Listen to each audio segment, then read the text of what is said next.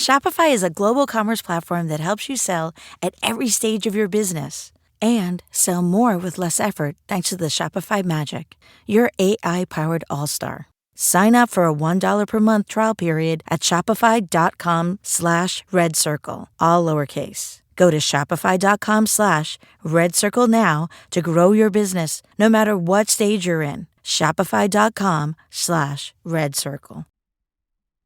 Hello and welcome to Japan Explained. The Golden Pavilion, also known as Kinkaku-ji, is probably one of the most famous places in Japan.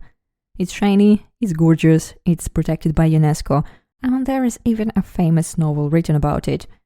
So, this time, let me explain the magnificent Golden Pavilion.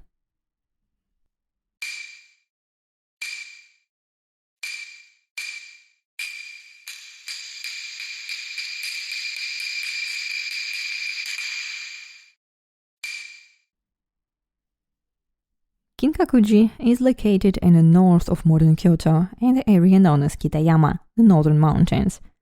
During the Heian period, it was considered a nice day trip from the capital, so aristocrats often came here to hunt. It was also considered a great place to build temples and imperial mausoleums. In short, a very fancy area, not too far from the imperial palace. But then, the Heian period came to an end.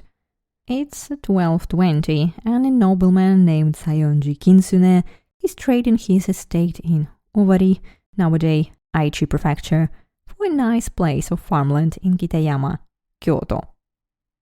Who is Sayonji Kitsune, you ask? One of the many descendants of the Fujiwara clan.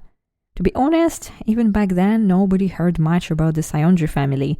Yet, Kitsune manages to become a very important person with connections to both the imperial court and the shogunate in Kamakura. There is no record of what he did with his land, but in 1224 he held a great celebration to mark the completion of the construction of a family temple and a luxurious villa nearby. Because why not? The following year, Sayonji's villa, called Kitayama-dai or Kitayama-tei, all regions are rather confusing, was visited by Fujiwara no Teika, a fellow nobleman and a poet, now widely known for compiling Ogura Hyakunin Isshu, 100 poems by 100 writers, but also Sayonji's brother-in-law. Teika found the villa astonishing. He wrote that the design was remarkably novel.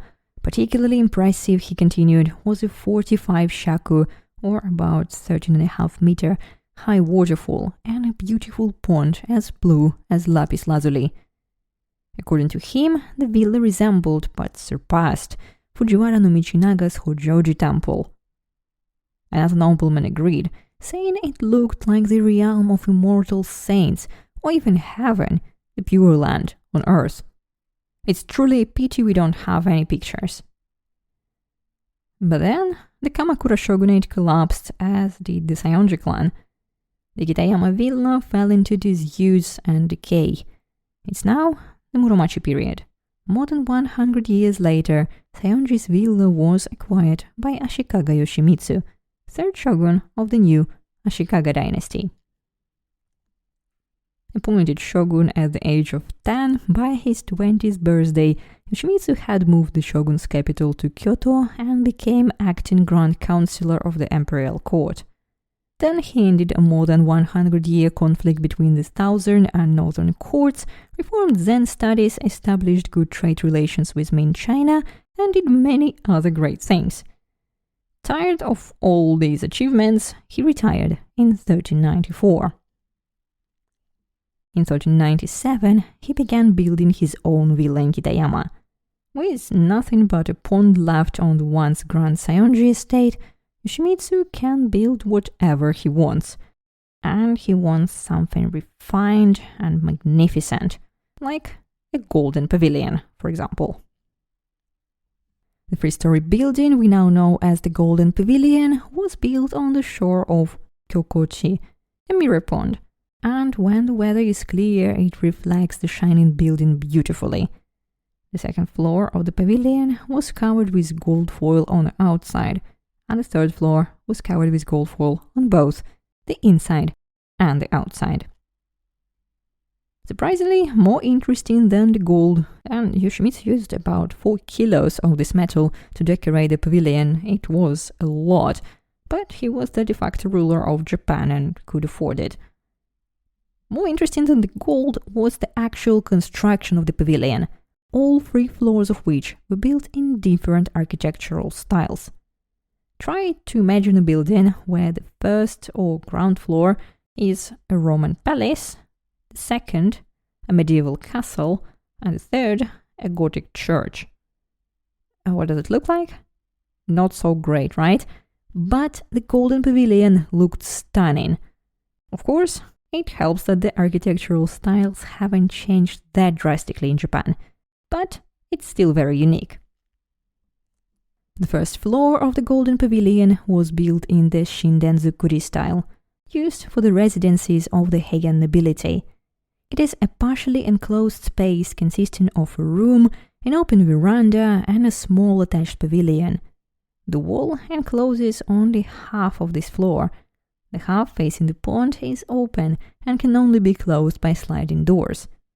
It has no windows because it doesn't need them, and the main purpose of this architecture is to let you enjoy the nature from the comfort of your room.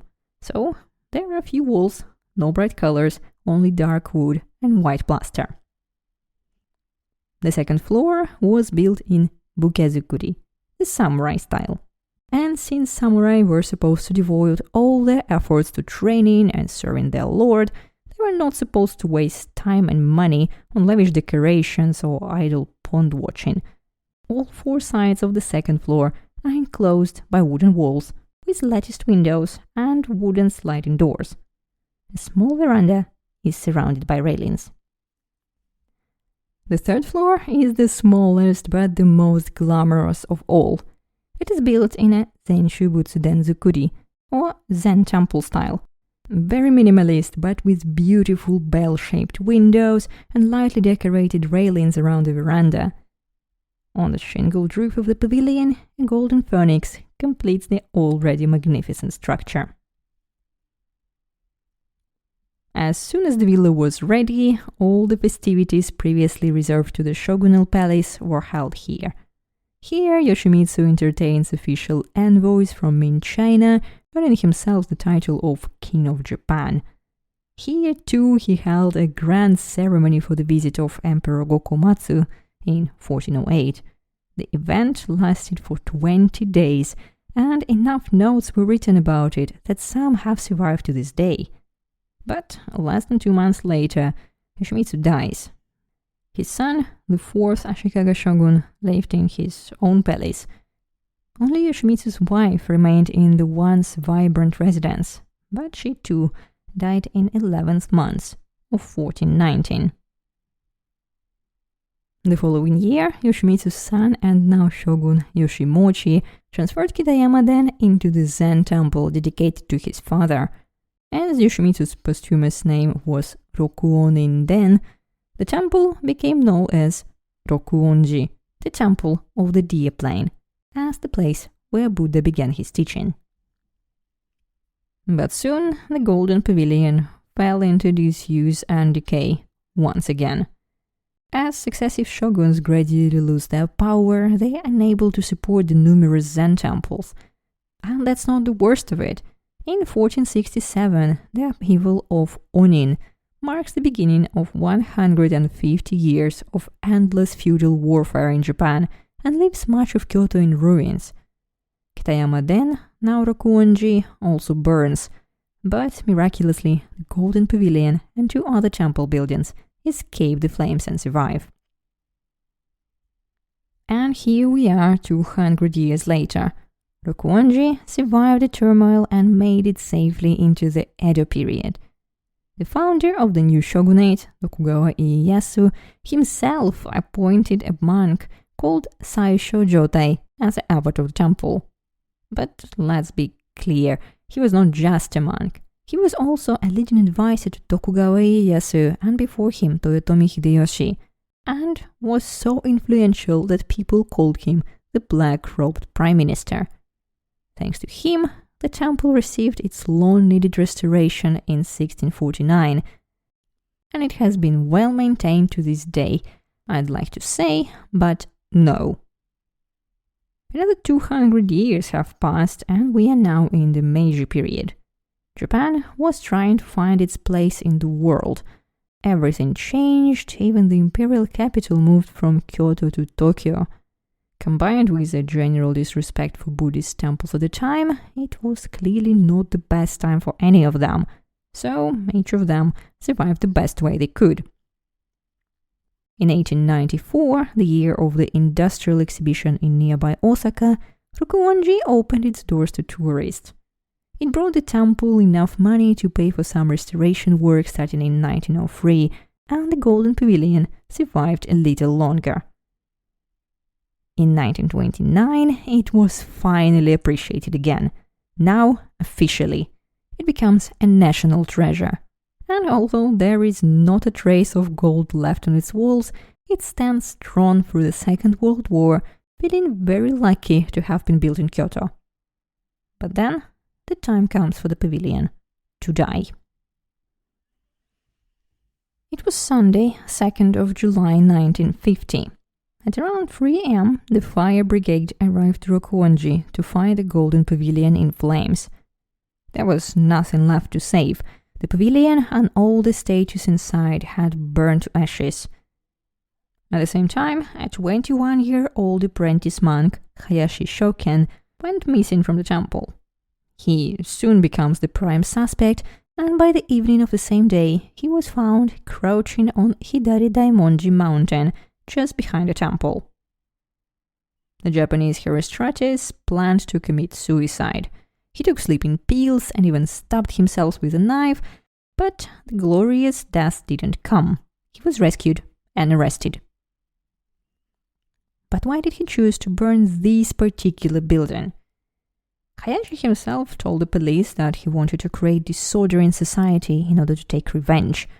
But then he came up with a couple of completely different explanations, and it became clear that his reasons were not very clear, and that the whole situation was a bit more complicated than it seemed. That's why everyone was suddenly interested in Hayashi's own past. So let's look into it too. Hayashi was born on 19th of March 1929 in a small fishing village near Maizuru, the northern part of Kyoto Prefecture facing the Sea of Japan.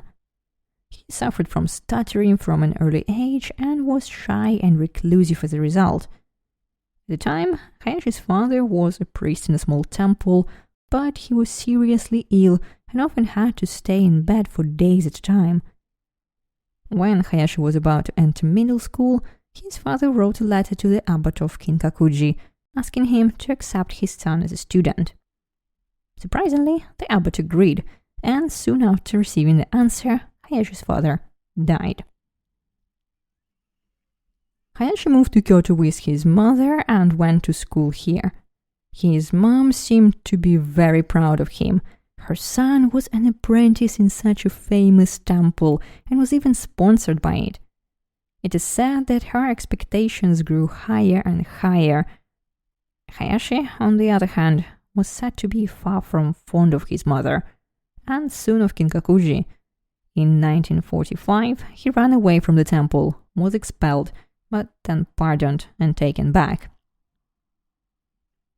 He finished middle school, went to Zen school, and then entered Otani University. In the first year, he was in the top 30% of students. In the second year, he falls below the top 50, and by the middle of the third year, he is the worst student in the class.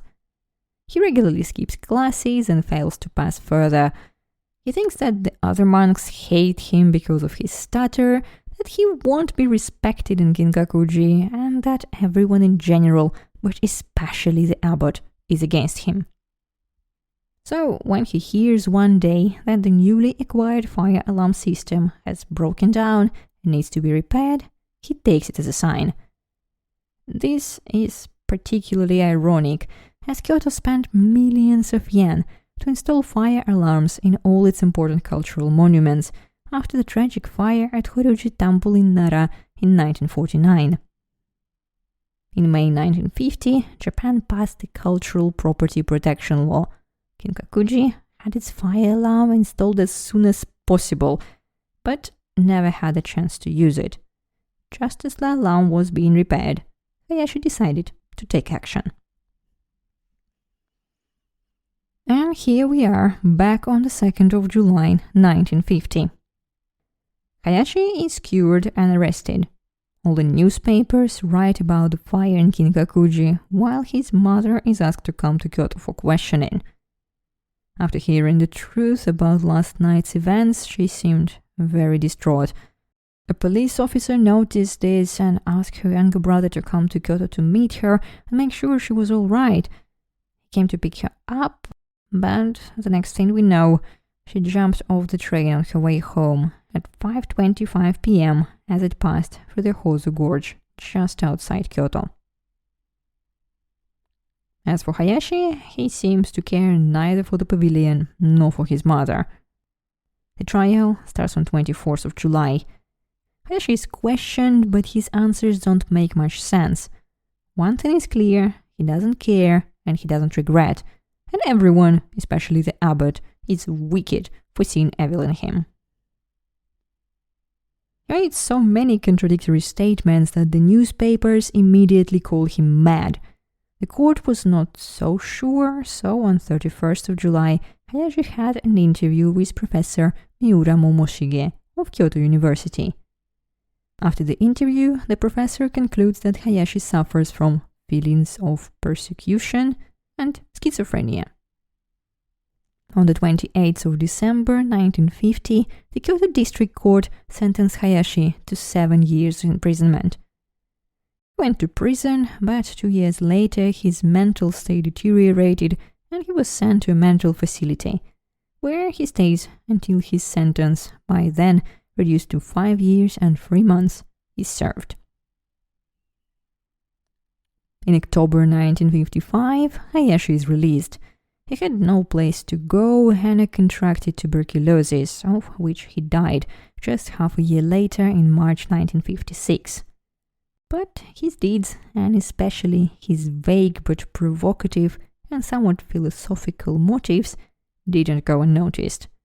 While people who knew him, his fellow monks in Kinkaku-ji, and even most journalists have long since decided to erase Hayashi from the history of Kinkaku-ji, two men simply could not forget him. They were Mishima Yukio and Minakami Tsutomu. In January 1956, Mishima starts publishing The Temple of the Golden Pavilion, a best-selling novel that is still considered one of his masterpieces. Not surprisingly for anyone who has read Mishima's work, the main motive of his protagonist is beauty. He made his character admire the pavilion and yet hate it at the same time. He even came to Kyoto and Maizuru to conduct his own investigation. And while Kinkaku-ji refused his request, Mishima visited all the places related to Hayashi and talked to anyone who was willing to talk. In October 1956, the work was completed, and I think the last part came as a surprise to many. When I first read it, it certainly did for me, but read it for yourself if you haven't already, I won't spoil it for you. I guess Minakami Tsutomu was not very happy with Mishima's choice either, or maybe he was, I don't know. But in 1962, he wrote his own work called Gobancho Yugiriro, and then in 1979, another one, this time a non-fiction book, Kinkaku-enjo, The Burning of the Golden Pavilion. And while it seems that Minakami's works have never been translated into English, there are 2 movie adaptations of Gobancho Yugiriro that you could watch to see his side of the story. But why did Minakami decide to write a book on the same subject as Mishima? Well, good that you asked, because it seems that Minakami and Hayashi went to the same Hanazono Middle School, and Minakami even remembered meeting Hayashi as a child. But while the writers were writing, Kinkaku-ji had to think about what to do next. The temple decided to rebuild the pavilion. The abbot himself went out to collect the donations, and in a few years they had collected enough to start rebuilding. Add to that the money the temple received from the government, Kyoto prefecture and the city, and other local organizations, and they had this 30 million yen needed to complete the project. It doesn't sound like much, but with inflation, it would be more like 600 million yen today. A lot of money for a tiny building. But first, one question was waiting to be answered. Was the Golden Pavilion ever covered in gold? You might think it's a silly question, but Kinkaku's younger cousin, the Silver Pavilion, was never covered in silver. And since the gold leaf was gone by the time photography came to Japan, no one has ever seen the pavilion covered in gold, and that was a very important thing to know. However, while there were no records of the building's construction, the carpenters who repaired Kinkaku in the early 20th century fortunately partially dismantled it. Not only did they leave behind the detailed drawings, but they also removed some of the wood that had to be replaced. And chemical analysis showed that they had indeed once been covered in gold. In 1955, all the work was completed, and the Golden Pavilion came back to life in all its golden glory. From 1987, it is more golden than ever, with 20 kilograms of gold leaf covering it in 5 layers. And when you look at it now, maybe it had to burn to revive itself, more beautiful than ever, just like Phoenix, symbolically standing on its roof. Now, if you like this show, please click the subscribe button not to miss any future episodes. And I'll talk to you next time. Bye! Shopify is a global commerce platform that helps you sell at every stage of your business and sell more with less effort thanks to the Shopify Magic, your AI-powered all-star. Sign up for a $1 per month trial period at shopify.com/redcircle, all lowercase. Go to shopify.com/redcircle now to grow your business no matter what stage you're in. Shopify.com/redcircle.